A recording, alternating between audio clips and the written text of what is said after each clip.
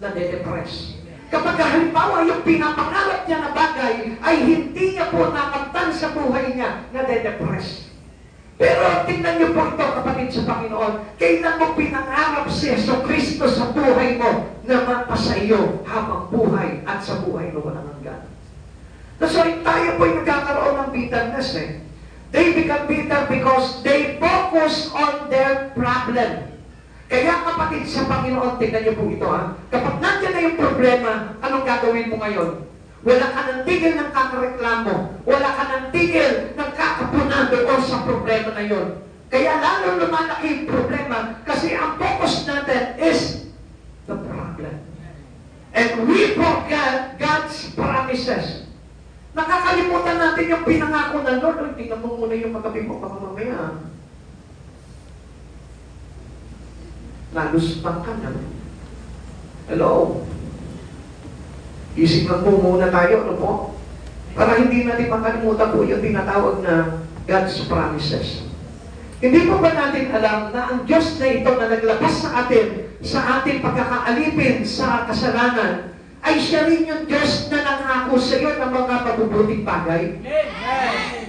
Bitterness, break to remember the life promises of God into your life. Na kapag bitter ka na, amen? Ano po ba yung ugali ng isang bitter? Sino po yung pamilya po dito? Na kapag halimbawa, meron siyang kaibigang bitter, meron siyang asawang bitter, meron siyang mga anak na bitter. Ano po yung ugali nun? Ha? Ha? Masusungit, ano? Yung talagang very moody na pabago-bago yung timplada. Ha? Nakikipag-ngitian lang sa'yo, mamaya-maya makikita mo, sinusungitan ka na. Di ba? Kabiruan mo lang, mamaya aawagin ka na. Bitter yung mga ganun eh. Kasi kapag dumarating na sa kanila, yung parang naiisip na nila na wala silang pera, nagiging bitter na. Wala akong pera, bakit magsasaya kayo? Kaya makita mo, biglang sumusungit na. Amen? Ano yung nakabig mo? Katabi mo ngayon kung bitter. Bitterness bring to remember the life promises of God into you. Nakakalimutan mo na mayroong masigit na pangako ang Diyos sa buhay mo. Ikalawa, sabi dito, when trouble is came, there are things to come. Unang-una yung depression. Ikalawa, direction. You must know that there is direction of God into your life. Na kapag tayo po ay nilabas na ng Panginoon sa pagkakaalipin sa kasalanan, God will lead you into His direction. Kaya lang, pinapatawanan natin ang Panginoon eh. Parang tayo yung mga Israelita, sabi niya, bakit ba dinala mo kami dito? Wala na ba mapagkibigan sa amin sa Egyptia, parang dito na lang kami mamatay sa ilang.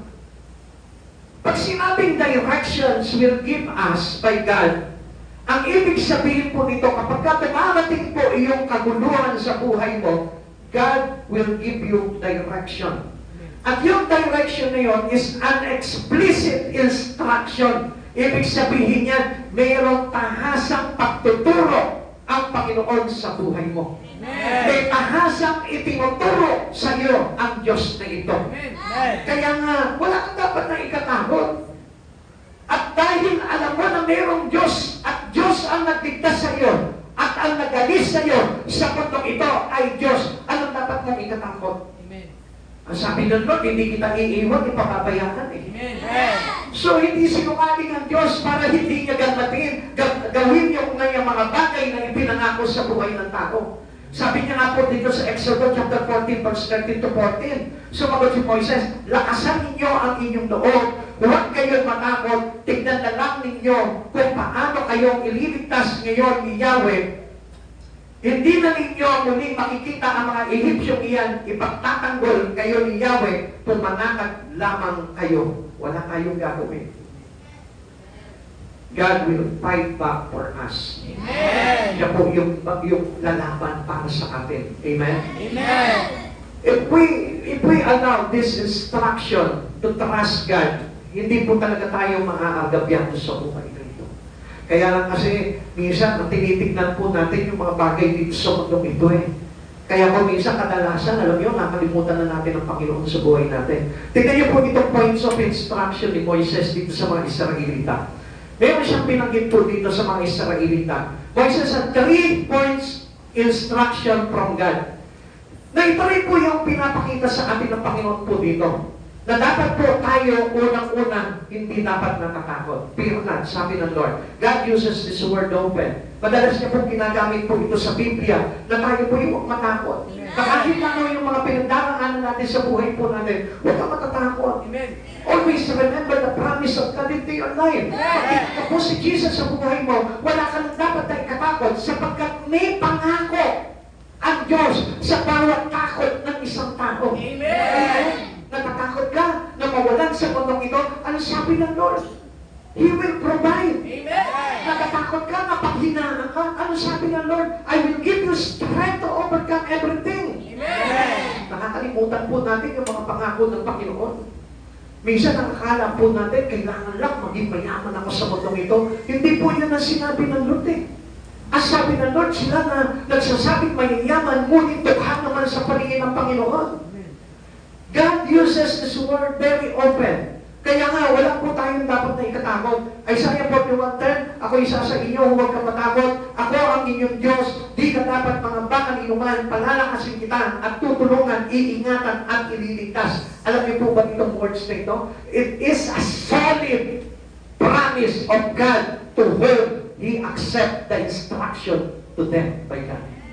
Amen? Kapag tinanggap mo, and you will trust into the directions of God into your life, itong solid na ito na pangako ng Diyos para sa inyo. Amen? Nandiyan na lahat. Ano ba dapat mong ikatakot? Sabi niya, ako isa sa inyo. Yung unang-una pa lang nakatagal na sinabi ni Jesus, ako isa sa inyo. Panalo ka na. Wala ka nang dapat na ikatakot. Pag sinabi ng Lord, ako isa sa inyo, huwag ko nang i-insist kung ano yung mga plano mo. Hayaan mo na yung plano ng Diyos sa buhay mo. Sapagkat kapag sumayo ang Panginoon, nasa iyo na rin ang lahat ng pangako at plano ng Diyos sa buhay mo. Kaya lang, pinakakuan tayo ng Panginoon, ako isa sa inyo, pero ano nangyayari? Nandiyan nga ang Panginoon, hindi mo naman siya tinatanggap. Bakit? Kasi you rejected the instructions of God into your life. Bakit? Ano nangyayari? Mas gusto mo pa yung mga bagay na gusto mo naman at hindi yung gusto ng Diyos sa buhay mo.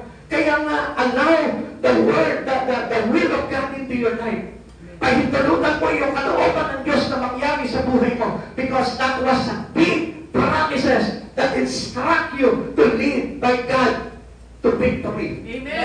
Alam niyo kapatid sa Panginoon, makikita mo yung tagumpay na yun kung papahintulutan mo lamang itong bagay na ito sa buhay mo. Ikalawa, stand still. Ito po yung pinapakita po na ni Moises na sinabi ni Yahweh para dito sa mga Israelita. Sabi po nila ganun dito, huwag kayong matinag. This is the opposite of what they wanted to do. A call from fear to faith. Na kapag tayo po, may talagang pananampalataya sa Panginoon, you stand still.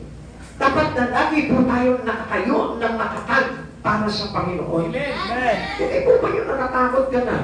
Na kapag meron ng bagay na nangyari sa buhay mo, pinipitawan mo na ang Diyos sa buhay mo. Na kapag ikaw, halimbawa, natukulang ka na sa pananalapi, pipitawan mo ang Diyos at magpo-focus ka sa pananalapi mo. Hello? Tanongin mo yung katabi mo, ganun ka ba? Ganun ba? Sa totoo lang, marami po mga tao ganun. Na kung minsan kapag ka may problema na sa buhay, anong gagawin niya? Unang-unang iiwanan niya, unang-unang affected sa buhay niya, yung relasyon niya kay Jesus. Unang-unang ipagpabawal niya sa buhay niya, yung pag-church niya. Amen? How ridiculous a person na ganito yung maging sistema niya, yung ganito yung maging decision niya, na kapag nagka-problema siya, ang unang-unang ipagpapawal niya sa buhay niya, yung kanyang relasyon sa Diyos. Hello? Kaya nga sabi ng Diyos, stand still. Sabi niya po sa aklat po ng awit 26, still know that I am God. I will exalted in all nations and I will be exalted on earth.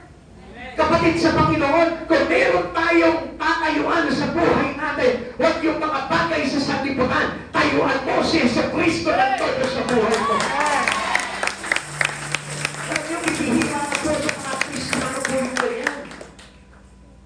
Na meron pang stand sa Lord. Bisa kapag sinabi na ng Panginoon, yung mahahalagang bagay sa Kanya, hindi niya na parang mapili pa ang Diyos sa buhay niya. Your stand to God is the most important thing in you. Pagpapatunay yan na ikaw ay talagang na kay Kristo. Kaya nga, yung faith po natin will put us or will place us to remain into Christ Jesus. Pagka ang isang tao, ang isang Kristiyano ay walang totoong pananampalataya sa Panginoon, makikita ko bukas makalawa, wala na sa Lord yan. Amen. Amen. Bakit? Kasi hindi niya kayang tayuan ang Panginoon sa buhay niya. Sabi po ng Psalm 46 verse 10, He says, "Be still and know that I am God. I will be exalted among the nation, and I will be exalted in all earth." Siya lamang. Merong ang tatayuan sa buhay mo. Hindi ang mga bagay dito sa mundong ito. Tayuan mo si Jesucristo sa buhay mo.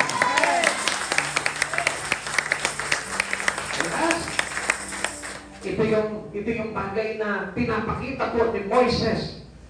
Ito yung 3 points instructions from God na sinasabi rin sa atin ngayon. Sabi niya po ganun dito, unang fear not, ikalawa stand still, at ang ikatlo, yung see the salvation of the Lord. Pag nagtiwala ka sa mga instruction ng Panginoon sa buhay mo, tignan mo kung paano ka ililigtas ng Diyos. Amen. Kaya marami pong mga Kristiyano ngayon, hindi nila manasap yung talagang pangako ng Diyos. Kasi bakit? Bumibitaw sila sa Diyos. Natatakot po sila na manindigan sa Panginoon, kaya hindi nila makita yung gagawing pagliligtas ng Diyos sa kanilang buhay. Amen. Amen. Amen. Amen. Alam niyo, kapag tinayuan mo sa buhay mo ang Panginoon, hindi ka natakot, makikita mo, see the salvations of the Lord in your life. Amen. Kapag tinayuan mo siya sa gitna ng mga kapanan, sa gitna ng mga pagsubok, sa gitna ng mga panlalait at pag-persecute sa iyo ng mundong ito, I tell you, makikita mo at ipapakita sa iyo ni Yahweh kung paano kanya ililigtas sa laban na ito. See it now by the eye of faith. Ngayon pa lang makikita mo yan. Faith says the unseen. Alam niyo, mga kapatid sa Panginoon, kasi tinitignan lang natin. Ako, nananampalataya ako sa Panginoon, payayamanin ako ng Lord. Pero pag wala kang nakita, hindi faith ang tawag po doon. Kapag ka umaayaw ka, kapag ka wala kang nakikita na mga bagay na inaasam mo sa Panginoon, I tell you, hindi faith ang tawag doon. Because faith sees the unseen. Yung mga bagay na gagawin sa iyo in the future, nakikita mo because of your faith. Because having that faith can see the things unseen. Amen. That promised to you by Jesus. Amen. Kasi hindi natin alam eh. Yung iba nagtataka sila, liligtas ba talaga ako ng Lord? Kapag ba ako nagsisimba talaga ako, naglilingkod ako sa Panginoon, may pamamalabo ba ako talaga? If you have a real faith, a genuine faith to God, makikita mo yung resulta ng bagay na yun na pinagsisikapan mo para sa Panginoon. Kaya nga yung pananampalataya is another eye of a Christian.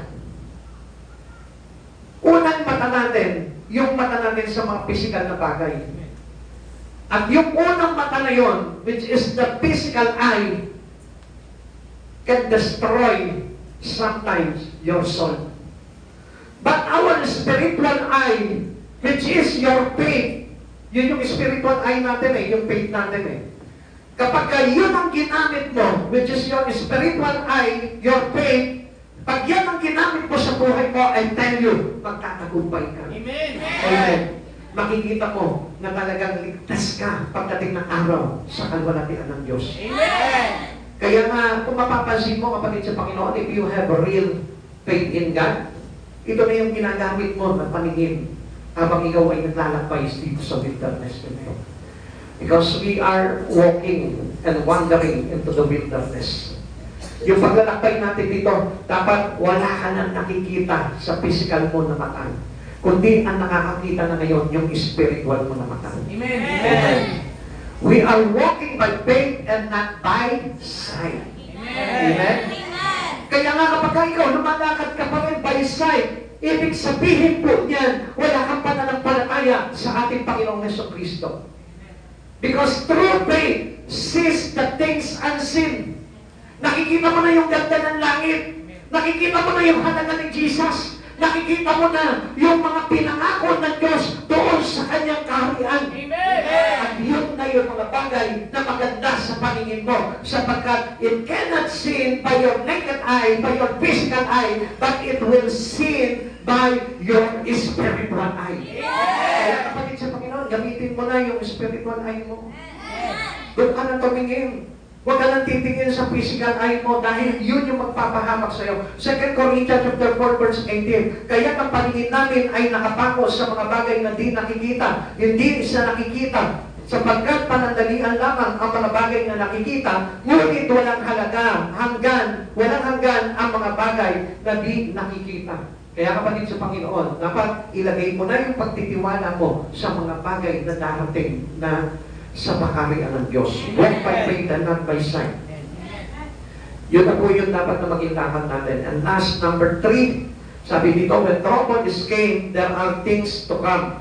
Unang-unang darating sa atin, sabi, depression. Ikalawa, yung direction. Kapag dumaranas ka na ng mga trouble sa buhay mo, nade-depress ka na, ito na yung instruction ng Lord which gives you His direction. And last, divided waters and dry ground. Ito na po yung pagliligtas ng Panginoon. Sabi po dito, that we go forward seems a contradiction. Na kahit na mayroong mga bumabangga sa iyo. Amen. Sino po dito yung sa paglapit niya sa Panginoon parang ang daming bumabangga? Sino po dito yung kapag lumalakad na siya sa kabadhanan ng Diyos, ang daming humaharang. Ang daming bumabangga. Ang sabi ni Moises sa mga Israelita, ngayon tingnan nyo kung paano kayo ililigtas ni Yahweh. Amen. Dry ground means the overcoming spirit of the sun. Alam niyo po ba yung espiritu ng overcomer? Marami pong Kristiyano walang ganyang espiritu. Bakit? Kasi hindi nila talaga alam that Jesus is our God who overcome all. Siya yung naka-overcome. Even the grave, He overcome the grave. Amen. Amen. The darkness of sin, He overcame it for us. Kaya nga, if we have this spirit of overcomer, gusto ko malaman mo, wala kang dapat na ikatakot sa buhay mo. Makikita mo kung paano ka ililigtas ng Panginoon pagdating ng araw. Amen. Ang sabi po ng Lord po sa atin, na yung bagay sa kasalanan po natin, yan ang kadalasan na nagiging takot natin kung bakit tayo nalulunod sa mundong ito. Kaya nga kapag ang isang tao nalunod na sa kasalanan, ibig sabihin niya ng buhay niya nakadubog lang dito sa mundong ito. Kaya nga sabi ng Lord, do not love this world or even things in the world. Kasi alam ng Panginoon na talagang pag nalunod tayo sa mga bagay sa sanlibutan nito, inibig mo ang sanlibutan nito, inibig mo ng todo, higit pa sa Panginoon ng mga bagay na ito, until yung kasalanan hindi mapapawi sa inyong Lord yan. You cannot partake the sea into your sea. Kaya nga kapatid sa Panginoon, sabi po ng Hebrew 11:29, dahil sa pananampalataya na matawid ang mga Israelita sa dagat na pula, na parang lumanakad sa tuyong lupa, samantalang nalunod naman ang mga Ehipsyo, nang ang mga ito'y tumatawid. Kayang tuyuin ng Diyos lahat ng kasalanan mo. Amen. Kaya niyang wasakin, hatiin lahat ng mga bagay na naglagay sa iyo into destruction. At pagdating ng araw, makikita mo, payapa kang lumalakad patungo doon sa pinangako ng Diyos. Amen. Pero ano pong mga taong makasalanan na kalaban ng Diyos? These contradicted people, anong gagawin ni Yahweh? Tatabunan niya ng dagat. Amen? Sa iyo, hinahati niya yung dagat sapagkat gusto niya na makatawid ka patungo sa kaligtasan. Pero itong mga kaaway ng Diyos, itong mga contradicted sa Lord, contradicted doon sa plano ng Diyos na pagliligtas, I tell you, tatabunan yan ng mga bagay sa mundong ito na magiging kapahamakan po nila. Alam niyo po ba yung dagat na tinutukoy dito? It is the earth. Ito pong sanlibutan. Yung faith, yung pong faith natin, yung po yung kumbaga parang humahati. Kaya kapag tayo po yung nananampalataya na sa Panginoon, hindi na po tayo nagpo-focus sa mga bagay po sa sanlibutan ito. Kaya nga, sabi po ng maraming Kristiyano, they have faith already in Christ, pero hindi naman po nakikita sa pamumuhay po nila. Ang totoo po talaga nananampalataya sa Panginoon, makikita mo yan, hati na po yan. Ibig sabihin po niyan, nakaraan na po siya dito sa dagat na ito. Amen? Amen. Amen? Amen. At hindi na po siya isang Egyptian, which is contradicted to the life that's saved by Jesus. Amen. Kaya kapag halimbawa ikaw, nililigtas ka ng Panginoon, you are contradicted for the salvations that given to you by God. I tell you, Egyptian man. Amen? Amen. Hindi naman ganyan eh. Hindi naman ganito eh. Ang dami mong kinokontra. So, ibig sabihin niyan, Egyptian man. Amen? Amen. Kaya nga, paano ka makakatawid kung halimbawa ikaw ay kasama ng mga Egyptian, which is contradicted to the given plan of salvation of God to everyone. Kapatid sa Panginoon, ingatan po natin yun. Do not contradict the plan of salvation into your life. Amen. Kapag mayroon po mga kumokontradict doon sa inyong mga pananampalataya sa Panginoon, sa inyong kaligtasan, sa mga bagay na pagpapalaya sa inyong Panginoon, I tell you, sila yung mga kalaban ng Diyos. Amen? Amen. But Moses lifted his rod, the winds obeyed. Tingnan niyo po ito, ha? Ang ganda po dito eh. Kasi alam niyo po ba, nung tinignan ko po itong pong hangin na ito, nakalagay po dito, the strong east wind divided the waters. At alam niyo po ba yung hangin na yun, na tumating, galing ng silangan, which is Christ Jesus. Amen. Kaya mula sa silangan, natanong natin, di ba? Yung tala, Amen. napansin niyo po yun? Amen. At yung kaligtasan po nito, yun po yung sinisignify doon. Na yung hangin na yun mula sa sinangan, yun po yung umihip ng malakas. Habang nakataas yung tukod ni Moises, yun yung naghati ng dagat. Amen. At walang makakahati ng daan sa atin patungo sa buhay na walang hanggan, kundi ang Panginoong Heso Kristo. Kaya kung hindi po natin talaga aayunan yung plan of salvation sa Christ into your life, hindi talaga tayo maliligtas. Kaya tandaan mo, trust in His instruction. Amen. Pagtiwala ka doon sa instruction ng Lord na kapag pinataas niya sa iyo yung tungkol, darating yung ihip ng malakas na hangin mula sa silangan at makikita mo kung paano ka palulusutin ng Panginoon para sa kaligtasan. Mateo 8:27, namangha sila lahat at sinabi, ano kayang uri ng tao ito? Maging ang hangin at ang lawa ay sumusunod sa kanya. Si Jesus pa rin yun. Amen? Kaya sabi ng mga alagad niya, Guro, hindi ba naman kayo mamalasakit na makapahamak na kami? Natutulog pa rin po kayo. Ano sabi po ni Jesus? Pinatigil niya po yung unos. Pinayapa niya yung mga alon. Kaya nagtaka po itong mga tao na ito, namanghasi na. Ano kayang uri ng tao ito? Maging ang hangin at ang lawa ay sumusunod sa kanya. Kapatid sa Panginoon. Gusto mong utusan yung kaligtasan mo sa buhay na ito. Allow Jesus to enter your heart. Amen. Pahintulutan mo si Yeso Kristo na makagalaw sa buhay mo. Amen. Maliligtas ka. Amen. Because every command of God is towards your salvation. Lahat ng kinukuman sa iyo ng Panginoon, ang ibig sabihin yun, ihip ng hangin para madala ka niya sa buhay na wala. Amen. Kaya ang same rod we can use to pattern the way to heaven. It is Jesus.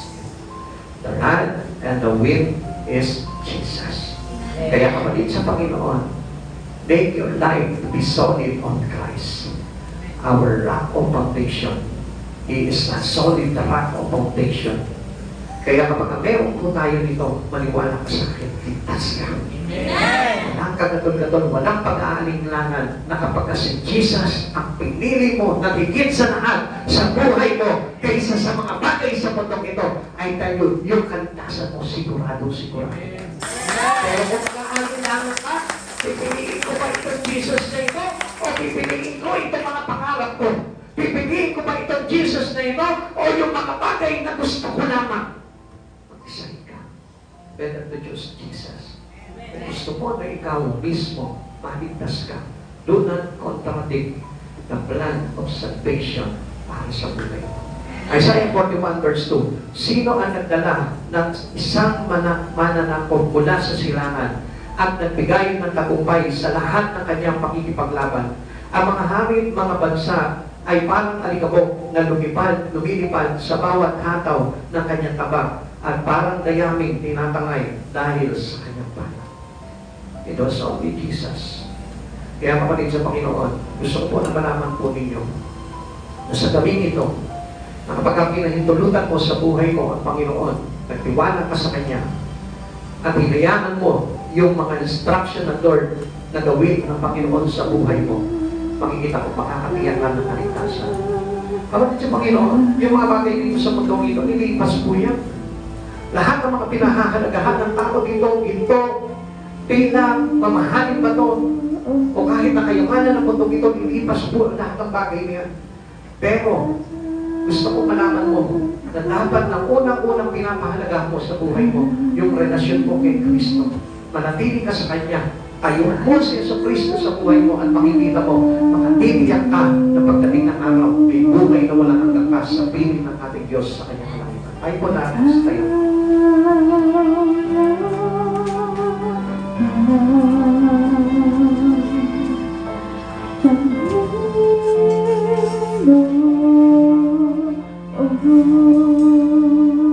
Please, please.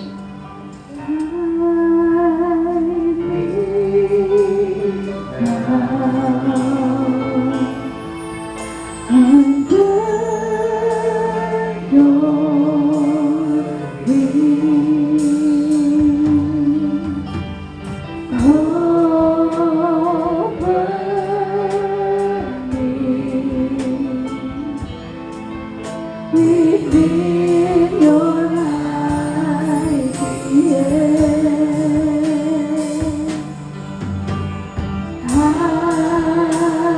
me Kawitan mo, now Panginoon, ang iyong puso. until Ipagpalain mo siya sa buhay mo. Sabi ko, Lord, wala akong ibang pipiliin kundi ikaw. Pilimutin ko ang lahat ng mga bagay sa mundo ito. Subalit ikaw, Panginoon, mananatili ka sa aming puso-isip. Iniibig kita ng lubos, Panginoon. Tingin ka sa buhay mo, Panginoon. Tingin ka sa yaman ng mundo ito, Lord. Kahit na dumating pa man ang ibang pagkakas sa aming buhay. Tumaas man ang anos sa dagat. Umihit man ang malakas na hangin. Panginoon, hindi ako matatakot. Mananatili ako sa iyo hanggang wakas, Panginoong Jesus, ng aking buhay.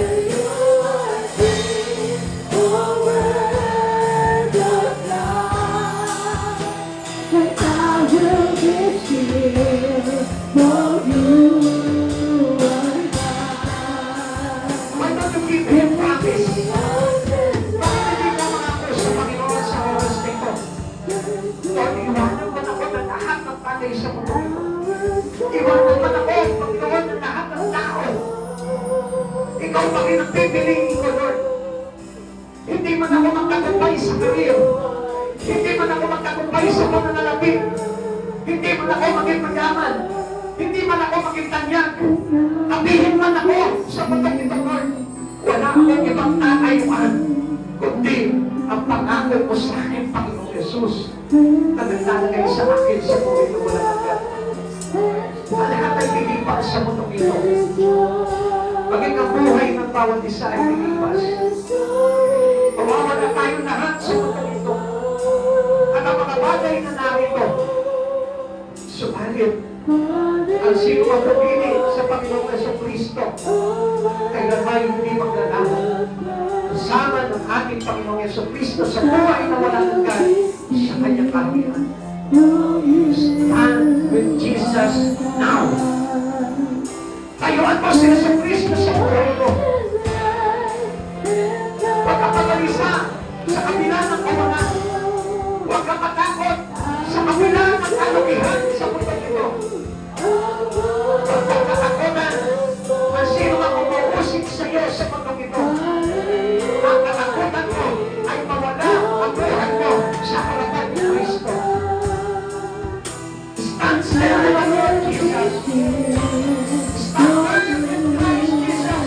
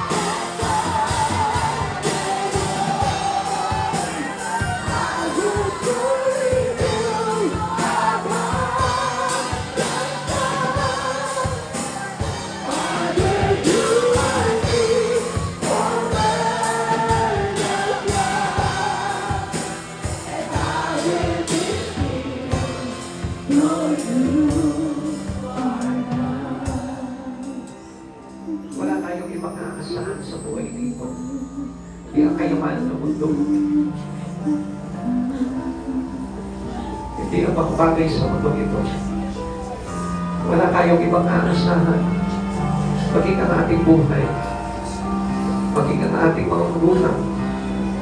Maging ang ating mga kapatid. Maging ang mga tao. Hindi natin ito maaasahan. Subalit isa lamang ang nais ko na makita nyo na maaasahan ang dapat na mahalagahan sa buhay ng bawat isa ay walang iba kundi ang Panginoong Jesucristo na nangako ng kaligtasan para sa sino man sumasampalataya sa kanyang pangalan. Kapatid sa Panginoon, huwag ka malungkot sa buhay nito. Nawalan ka man ng mga bagay-bagay sa mundong ito. I tell you, remember that God's promises is still in your life. Nasa iyo pa rin yung pangako ng Diyos. Kung mawalan ka man ng mga bagay sa mundong ito, pero gusto ko malaman mo, hindi mawawala ang ipinangako sa iyo ng Diyos sa buhay na walang hanggan. Kung mawalan ka man ng mga mahal mo sa buhay sa mundong ito, I tell you, pagdating ng araw, magiging masaya ka sa piling ng Diyos at mga kasama mo pa yung mga mahal mo sa buhay upang magkita-kita tayo sa kanyang kaharian sa buhay na walang hanggan. Masapit ka sa mga bagay kay Kristo. Masapit ka sa kalangitan. Masapit ka na magkaroon ng buhay sa piling ng ating Panginoong Jesucristo. Masapit ka sa ipinangako niyang mansyon sa kalangitan. Kapatid sa Panginoon, baguhin mo yung iyong pag-iisip. Ituon mo sa mga bagay na panlangit. Ituon mo sa mga bagay na mahalaga. Sa mga bagay na hindi kayang nakawin ng kahit na ang diablo, sapagkat walang ibang nangako dito, hindi ang makapangyarihang Diyos na dakila, Diyos na kapal, Diyos na nangako sa atin ng mga gandang bagay, Diyos na nagligtas sa ating buhay, Diyos na kahabagan, Diyos na kalakasan,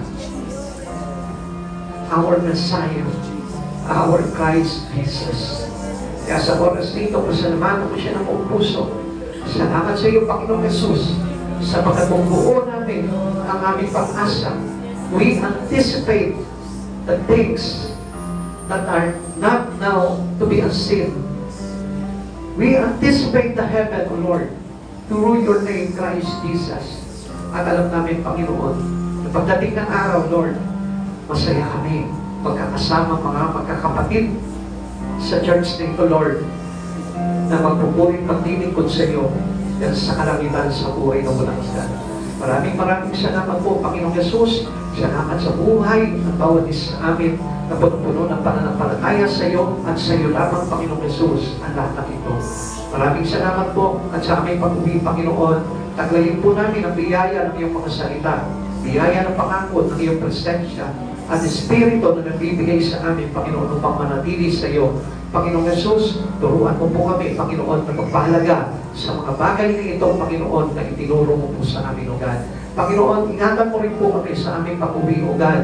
Lord, ligtas kami, Panginoon, at maluwalhati makarating sa aming mga tahanan. Ingatan mo po ang aming mga sasakyan, ilayo mo po kami sa anumang mga kapahamakan at sa anumang mga banta ng kaaway, Lord. Hindi mo ipangyayari ito, Panginoon, sapagkat ang kapangyarihan ng presensya mo, Panginoon, ang kasama namin at mag-aakay sa amin, Panginoon, hanggang sa maluwalhati kami makarating sa aming mga tahanan. Maraming salamat po, pagpalain mo po ang bawat isa, Panginoon, upang nang sa ganon, hindi kami magkulang, Panginoon, sa mga bagay sa mundong ito, Lord, sapagkat ikaw ang nangako sa amin, Panginoon. You will bless us, O Lord, 100-fold of blessing and a life eternally, O God. Maraming salamat po, Dakila Diyos. Muli po, O God, at lahat ng mga bagay nito, Panginoon, ay binabalik namin ang buong pagpupuri, buong pagsamba, buong pasalamat at pagtitiwala sa tanging pangalan mo po lamang. In Jesus' name, Amen. God bless you.